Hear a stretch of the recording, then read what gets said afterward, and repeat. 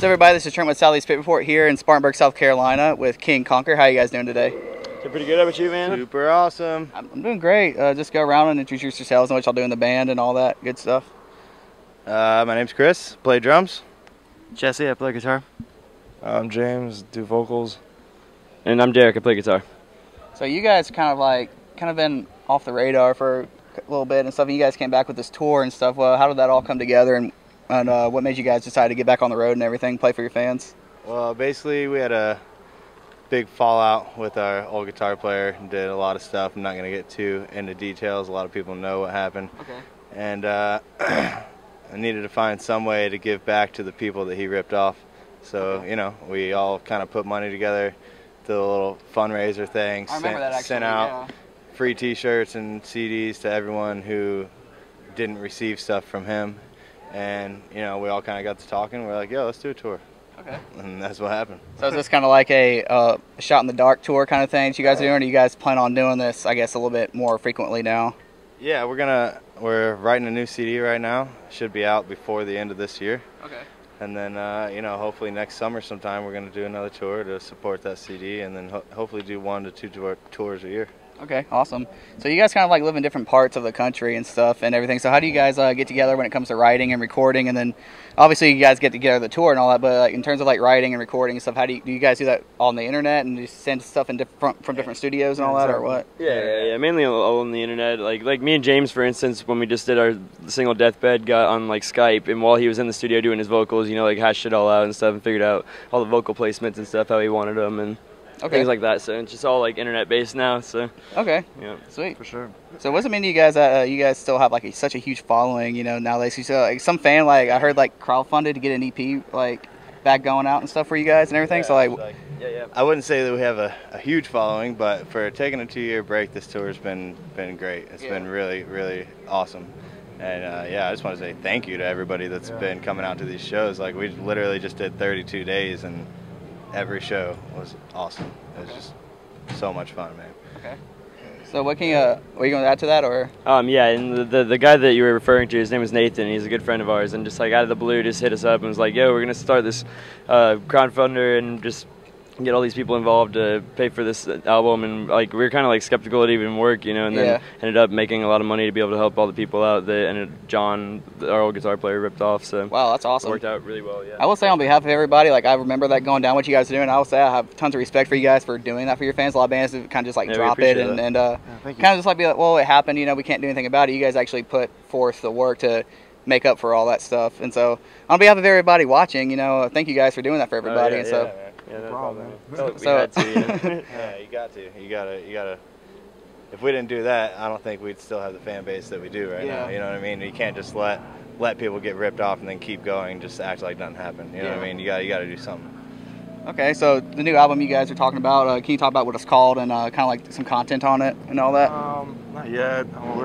It's still in the works, so we're still planning out, like figuring out what we're gonna do and like what the premises on, like what we're gonna talk about and stuff. So okay, yeah, for sure. We're definitely going like a little bit different route with it and doing what we all actually really collectively want to do, instead of like, whereas before a lot of the albums were kind of written solely by one person with a little bit of input, and this one we're gonna do a lot of stuff together, you know. So okay, definitely just dumped my water all over my foot. Okay. Now, Jesse, you're I guess, you know, kind of like a well-known producer in the heavy scene and all that. So like, are you working on this album and stuff, or? Okay. So what are you doing? Like, how do you go about producing a band like this and stuff? Like, what is your whole, I guess, process behind it or whatever? I don't know. It's just gonna happen, I guess. Okay. We just go in the studio. We bring what we've written, and I mean Jesse's writing on this CD too. So it's basically we all sit there and say, hey, we like this part, we don't like this part, let's fix it. You know what I mean? And Jesse's got a great ear for that. Okay. So what do you guys have coming up after this tour? You guys just taking some time? You say you're probably going to do like 1 or 2 tours a year, so probably you're going to do like maybe some shows here and there throughout the year, or are you guys going just this is it for like a year and all that? We're trying to go to Australia or Japan this year. Wink, wink.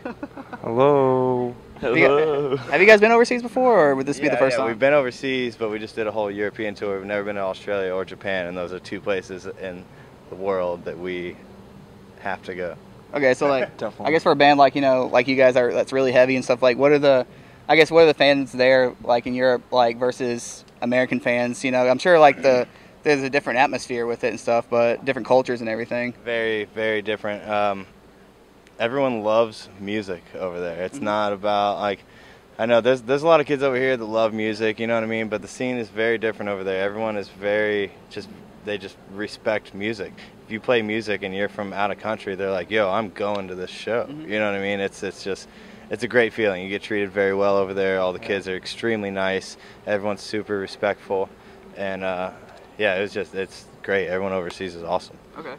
Sweet. So I got a couple fun ones for you guys before we wrap it up and all that cool stuff. I've asked 2 other bands this today, Dahlia and Enterprise Earth, if the whole tour package was on Survivor as different tribes, which band would win? Dahlia said you guys would win. Yeah, we would definitely. For sure. I'm not even going to sugarcoat it. We would win, man. Yeah, we've been easy. through the shit, dude. We got those natural skills. Yeah. We just know. Well, if your band was its own tribe, King Conquer was its own tribe, who would go home first, and which one of you guys would win? Shit. I don't know, man. It's a hard one. We've all been through a lot of fucking shit, and we're all like pretty manly men, I'd say. Yeah, especially this guy, his hair and his beard and all Yeah, that. look at him. That's a man right there. Yeah. Yeah, Jesse'd win. Yeah, he'd probably win for His sure. dreads would make him win. Yeah. Definitely. He'd just eat his dreads. Eat his dreads. And the last one is, you guys Taylor Swift fans, or tolerate her, like her, think she's hot or something? Chris loves Taylor Swift. Okay, so you can answer this one first, but I'll let everybody else answer too. If you could date, marry, or be best friends with her, and she wrote a song about you, what would it be called, and what would it be about?